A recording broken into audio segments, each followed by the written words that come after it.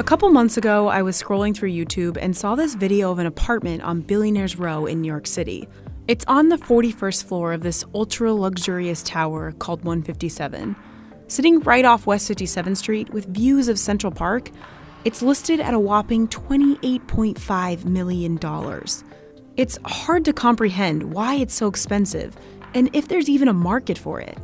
So I reached out to the realtor, Ryan Serhant, hoping he could help me unpack the world of Billionaires Row. You may recognize Ryan from Bravo's $1 Million Listing, and he invited me uptown to check out 157 for myself. Ready? We're going there. 157 towers almost 1,000 feet above West 57th Street. But before the building opened in 2014, this wasn't really a residential street. It was known for Carnegie Hall, tourists, and delis. But 157 put West 57th Street on the map, breaking records for listing prices and coining the street Billionaires Row. The first 27 floors of 157 are reserved for the 5-star Park Hyatt hotel, but the next 48 are residential. Walking in, I was actually pretty surprised by how homey it felt. Yeah, the lobby was classy, but there was this familiar and casual buzz of people just living their normal lives. And that was really nice. We took the elevator to the 41st floor and met Ryan at apartment 41D. Hello. Hey. Welcome to 157. Right away, it's gorgeous. 12-foot ceilings, exquisite decor, and that new building smell. But it's those views that obviously add to the price tag. This unit that we're in right now, 41D, is a duplex. It's got 5 bedrooms, 5.5 bathrooms, and it has an outdoor covered garden. Apparently that outdoor garden, or the solarium, is a rare architectural feature. The building kind of curves as it goes up and keeps stepping back. You create these rooms. So you can sit here, you can get a tan from the 41st floor on Billionaires Row. It's totally crazy. Just off the solarium, there's a private terrace.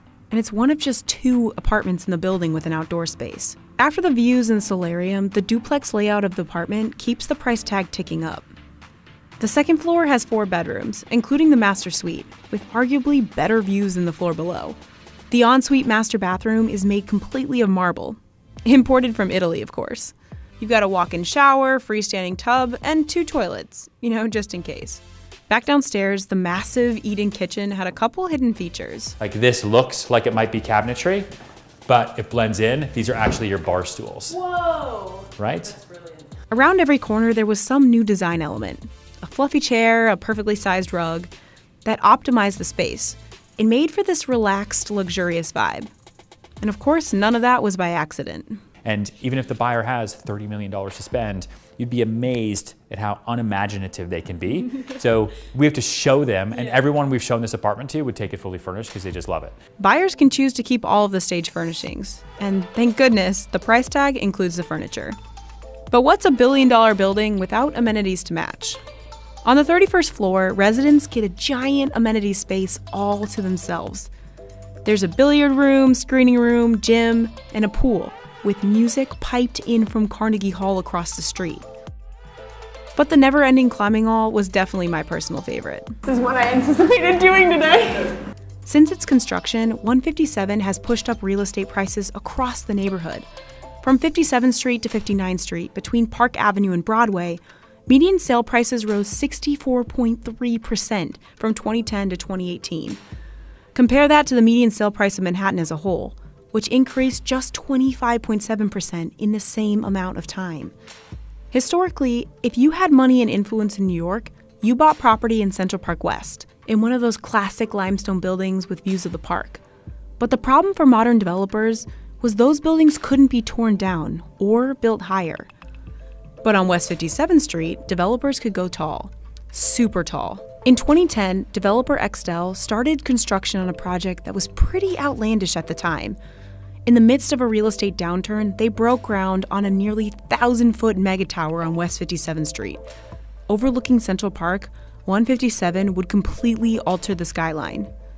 What no one really knew when this building first came up was, are the views of Central Park going to be so important that someone will be willing to live on 57th Street, which is a really, really, really busy street? The answer was yes. The penthouse apartment of 157 sold in 2014 for a staggering $100.5 million. Bought by Michael Dell, it broke the record for the most expensive home in New York City. and solidified the street as Billionaires Row.